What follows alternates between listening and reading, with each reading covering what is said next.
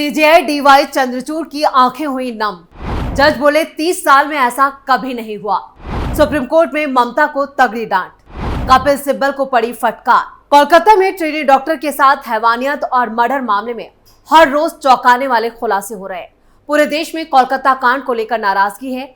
देश की सर्वोच्च अदालत में भी इस मामले की गूंज सुनाई दी। कोलकाता मामले पर केंद्र सरकार की तरफ से 5 वकील कोर्ट में पेश हुए, जिनमें solicitor general Tushar Mehta, advocate Madhav Singhal, advocate Arkaj Kumar, advocate Swati Ghildiyal और एम.के. मरोरिया शामिल हैं। वहीं बंगाल की ममता सरकार की तरफ से पैरवी के लिए कपिल सिब्बल अदालत में पेश हुए। इस मामले में सुप्रीम कोर्ट में जबरदस्त बहस देखी गई।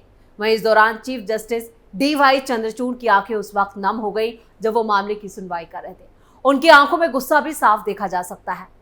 वहीं इस मामले में बंगाल सरकार की पैरवी कर रहे कपिल सिब्बल को भी सीजीआई ने खरी खोटी सुनाई।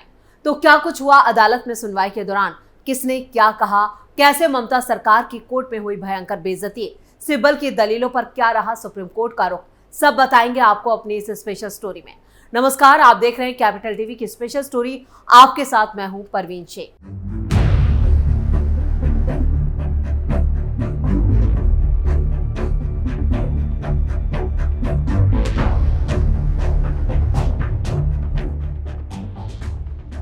कोलकाता के आर्जिकल मेडिकल कॉलेज एंड हॉस्पिटल की ट्रेनी डॉक्टर के साथ हैवानियत के मामले पर लोगों में गुस्सा बना हुआ है। इस मामले में आरोपी से लेकर अस्पताल के पूर्व प्रिंसिपल संदीप घोष को लेकर रोज नए खुलासे हो रहे हैं। सीबीआई मामले की जांच कर रही है। मामले पर 22 अगस्त को सुप्रीम कोर्ट में सुनवाई हुई और सीबीआई ने सुप्रीम कोर्ट में इस मामले पर अपनी स्टेटस रिपोर्ट पेश कर दी।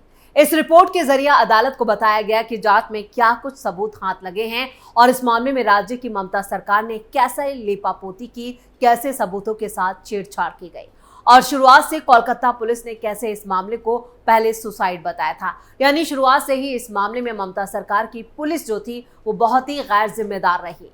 सीबीआई की स्टेटस रिपोर्ट को लेकर बंगाल सरकार की तरफ से पेश हुए वकील कपिल सिब्बल को कोर्ट में मुंह की खानी पड़ी है। चलिए आपको बताते हैं कि कोर्ट में 22 अगस्त को क्या क्या हुआ।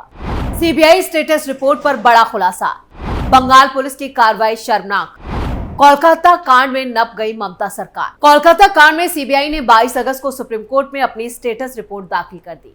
ट्रेनी महिला डॉक्टर से हैवानियत और मर्डर के मामले में सीबीआई ने दावा किया कि आर्जिकल मेडिकल कॉलेज में क्राइम सीन यानी मौके पर छेड़छाड़ की गई। पुलिस ने अंतिम संस्कार के बाद एफआईआर दर्ज की और इस पूरे घटनाक्रम के दरमियान अस्पताल प्रशासन पूरी तरह से गैर जिम्मेदार रहा, उदासीन रहा।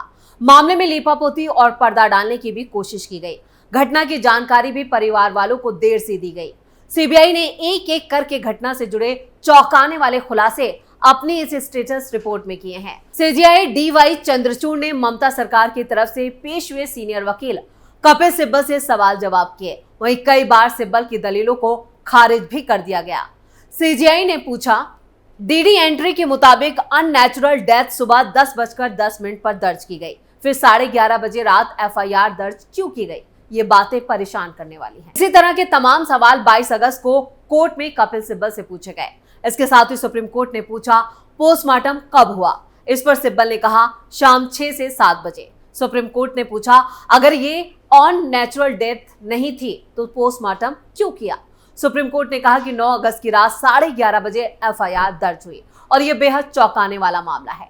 सुप्रीम कोर्ट ने पश्चिम बंगाल पुलिस से पूछा कि यूडी यानी कि अननेचुरल डेथ केस में आपने कब यहां पर ये दर्ज किया मामला, और हम सही जवाब का इंतजार कर रहे हैं। सुप्रीम कोर्ट ने पश्चिम बंगाल सरकार से फिर पूछा, आखिर इतना वक्त क्यों लग रहा है? जस्टिस पारदीवाला ने भी पूछा, पोस्टमार्टम कब हुआ? सिब्बल ने कहा कि शाम को 6 बजे के आसपास, यानी उनके पास सही जानकारी नहीं थी। उन्होंने पूछा, कैसे 9 अगस्त को रात 6:10 पर पोस्टमार्टम किया गया? क्योंकि महिला डॉक्टर की अप्राकृतिक मौत यानी अननेचुरल डेथ हो गई। फिर भी यहाँ पर अननेचुरल डेथ की जानकारी 9 अगस्त को रात 11:30 बजे पुलिस को भेजी जाती है। ये काफी परेशान करने वाला है। हालांकि हत्या और मर्डर 8 से 9 अगस्त की रात में हुआ था, लेकिन पुलिस को 9 अगस्त की सुबह 10:10 पर ही क्राइम के बारे में जानकारी दी गई थी। अस्पताल के अधिकारी इतने लंबे वक्त तक क्या कर रहे थे? सुप्रीम कोर्ट ने पश्चिम बंगाल सरकार के वकील से यह भी कहा कि अगली सुनवाई के दौरान कोई जिम्मेदार पुलिस अधिकारी को अदालत में मौजूद रखेगा। जिसे केस के बारे में पूरी जानकारी हो। जस्टिस पारदीवाला ने पूछा कि पोस्टमार्टम किस वक्त किया गया। इसके साथ ही उन्होंने कहा, जब आप शव को पोस्टमार्टम के लिए ले गए थे तो क्या ये अननेचुरल डेथ का मामला था या नहीं? अगर ये अननेचुरल डेथ नहीं थी तो पोस्टमार्टम की क्या जरूरत थी? जब आप पोस्टमार्टम करना शुरू करते हैं तो यह अननेचुरल डेथ का मामला है। अननेचुरल डेथ 11:30 बजे दर्ज की गई और FIR 11:45 पर दर्ज की गई। क्या ये रिकॉर्ड सही है? सुप्रीम कोर्ट के जजों के इन सवालों के आगे ममता सरकार की तरफ से पेश हुए वकील कपिल सिब्बल को समझ नहीं आ रहा था कि वो क्या कहें, लेकिन उन्होंने JB पारदीवाला को जवाब देते हुए ये कहा कि अननेचुरल डेथ दोपहर 1:45 पर दर्ज की गई और इस पर सुप्रीम कोर्ट ने कहा, हम इन दोनों रिपोर्टों को कैसे मिला सकते हैं? अननेचुरल डेथ के रजिस्ट्रेशन से पहले पोस्टमार्टम होता है और ये काफी हैरान करने वाला है। अपने अधिकारियों से बात करिए, अगर ये तथ्य है तो जस्टिस पारदीवाला ने पश्चिम बंगाल सरकार को कहा कि आप ये बताइए कि FIR से पहले आपने ये कब पुलिस डायरी में मेंशन किया कि ये अननेचुरल डेथ थी।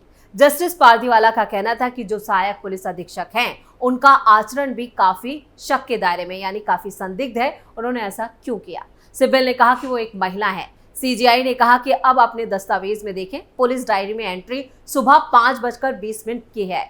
अस्पताल से पुलिस को जानकारी मिली कि महिला सुबह 10:10 पर अर्धनग्न अवस्था में लेटी हुई है। मेडिकल बोर्ड ने भी राय दी कि रेप हुआ और पुलिस डायरी में एंट्री से पता चलता है कि उस घटना की जो घेराबंदी थी वो पोस्टमार्टम के बाद की गई। कपिल सिब्बल ने कहा कि इसकी पूरी वीडियोग्राफी की गई है और मेरे पास पूरी टाइमलाइन है। कोर्ट रूम में एक वक्त ऐसा भी आया जब मामले की जानकारी राज्य से लेकर CBI को सौंपने को लेकर सॉलिसिटर जनरल और कपिल सिब्बल के बीच तीखी नोकझोंक हुई। जबरदस्त बहस देखने को मिली। SG मेहता ने कहा, हमने यानी CBI को कुछ नहीं दिया, जिस पर जस्टिस मनोज मिश्रा ने कहा, शव का परीक्षण कब हुआ? इस पर सिब्बल ने कहा कि 9 तारीख को जस्टिस मिश्रा ने पूछा, लेकिन DD एंट्री तो अलग ही कहानी बयां कर रही है। सिब्बल का कहना था कि मेरे पास पूरी टाइमलाइन है और मैं मिनट टू मिनट बता सकता हूं। SG मेहता का कहना था कि डॉक्टर्स की बात भी सुनी जानी चाहिए। CBI ने सुप्रीम कोर्ट को यह भी बताया कि आरोपी संजय रॉय का अभी तक पॉलीग्राफ टेस्ट नहीं हुआ है, जिस पर जस्टिस पारदीवाला ने कहा, यह केस चौंकाने वाला है और 30 साल के करियर में मैंने ऐसी लापरवाही भरा मामला नहीं देखा। JB पारदीवाला के इस बयान से अंदाजा लगाया जा सकता है कि यह कितना गंभीर मामला रहा। वहीं इस मामले में ममता की पुलिस का रवैया काफी शर्मनाक और ढुलमुल रहा, लीपापोती करने वाला रहा। हड़ताली डॉक्टर्स काम पर लौट आए। CGI ने यह भी अपील की, मैं जानता हूं कि डॉक्टर 36 घंटे तक काम कर रहे हैं, 36-48 घंटे की ड्यूटी सही नहीं है, ये भी उन्होंने माना। सॉलिसिटर जनरल तुषार मेहता ने कहा कि पुलिस का यह आरोप सरासर गलत है कि डॉक्टर की मौत सदमे में आए। उसके पिता ने शुरुआत में FIR दर्ज नहीं करने के लिए कहा था, बाद में पिता के कहने पर ही FIR दर्ज हुई। SG मेहता ने कहा कि FIR हॉस्पिटल ने नहीं बल्कि पीड़िता के पिता ने दर्ज कराई। संदीप घोष को CBI करेगी गिरफ्तार। CBI को पूर्व प्रिंसिपल संदीप घोष की तरफ से खामियां मिली हैं और CBI को इस बात के सबूत मिले हैं कि क्राइम सीन में बदलाव किया गया। CBI ने मामले को संवेदनशीलता से संभालने में अस्पताल अधिकारियों की तरफ से खामियां पाई हैं और CBI का मानना है कि ऐसे मामलों में सभी प्रोटोकॉल जानने के बावजूद अस्पताल के अधिकारी, खास रूप से यहाँ पर प्रिंसिपल डॉक्टर संदीप घोष, अपराध स्थल यानी क्राइम सीन पर पूरी तरह से सुरक्षा करने में विफल रहे। घोष ने हत्या की सूचना दिए जाने के बाद भी सक्रिय कार्रवाई नहीं की, यानी जो एक्शन लेना चाहिए था वो नहीं लिया गया। रेनोवेशन का काम भी CBI की जांच के घेरे में है और इसी सिलसिले में संदीप घोष से पूछताछ की जा रही है। FIR दर्ज करने में देरी भी CBI की जांच के दायरे में है। कोलकाता पुलिस की दी गई टाइमलाइन भी CBI की जांच के दायरे में है। CBI ने अब तक की गई जांच में मृतका के साथ रेप और मर्डर में संजय रॉय की शामिल होने की बात स्वीकार की, यानी मंजूर की है, वो शामिल था इस पूरे मामले में। और CBI ने फॉरेंसिक रिपोर्ट की भी स्टडी की है। ये स्टडी रिपोर्ट बताती है कि पीड़िता के साथ संजय रॉय ने बलात्कार किया और उसके बाद उसका मर्डर कर दिया। DNA के जो निष्कर्ष निकले हैं वो भी संजय रॉय की संलिप्तता की पुष्टि करते हैं। CBI ने CCTV फुटेज में भी देखा है, जिससे पता चलता है कि अपराध संजय रॉय ने किया है और CBI ने ऑटोप्सी रिपोर्ट में भी ये दावा किया है। फिलहाल ये गैंग रेप और मर्डर का मामला तो नहीं लग रहा है, लेकिन बल्कि रेप और हत्या का मामला जरूर है। हालांकि CBI को अभी भी ज्यादा लोगों की संलिप्तता और गैंग रेप की आशंका पर अपनी जांच वो कर रही है। इस एंगल से CBI की जांच अभी चल रही है, जिस पर अंतिम राय लेने के लिए CBI स्वतंत्र विशेषज्ञों की फॉरेंसिक रिपोर्ट का इंतजार कर रही है, जिससे पहले यहाँ पर 20 अगस्त को सुप्रीम कोर्ट के चीफ जस्टिस DY चंद्रचूड़ की अगुवाई में जस्टिस JB पारदीवाला और जस्टिस मनोज मिश्रा ने इस मामले पर सुनवाई की थी। सीबीआई की स्टेटस रिपोर्ट से साफ है कि इस मामले में ममता के पुलिस ने कई गलतियां की हैं, जिसकी सजा अब कोलकाता पुलिस कमिश्नर को भी भुगतनी होगी। यानी यहाँ पर जो एक के बाद एक जो स्टेटस रिपोर्ट आई है उसमें कई चौंकाने वाले खुलासे हुए हैं। पुलिस की जो गई टाइमलाइन है वो भी मैच नहीं कर रही है, एफआईआर की टाइमलाइन मैच नहीं कर रही है। यहाँ पर टाइम को लेकर जो वक्त में जो हेराफेरी की गई है उसको लेकर कई सवाल खड़े हो रहे हैं, जबकि एफआईआर दर्ज करने में भी कई घंटों की देरी की गई। तो ऐसे में सवाल उठता है और सबसे ज्यादा संदिग्ध जो इस पूरे मामले में किसी की भूमिका है तो वो है अस्पताल का प्रिंसिपल, जो अब पूर्व प्रिंसिपल हो गया है संदीप घोष। अब उसकी गिरफ्तारी भी जल्द सीबीआई कर सकती है और सीबीआई ने साफ कहा और सुप्रीम कोर्ट ने भी किया है कि सीबीआई अब संदीप घोष को गिरफ्तार करेगी। ये बड़ा सवाल अब देखना ये होगा कि संदीप घोष की गिरफ्तारी कब होती है, लेकिन पूछताछ जारी है। स्पेशल स्टोरी में इतना ही। वीडियो कैसा लगा कमेंट करके अपनी राय जरूर दें। वीडियो को लाइक करें, शेयर करें और कैपिटल टीवी को सब्सक्राइब जरूर करें। नमस्कार।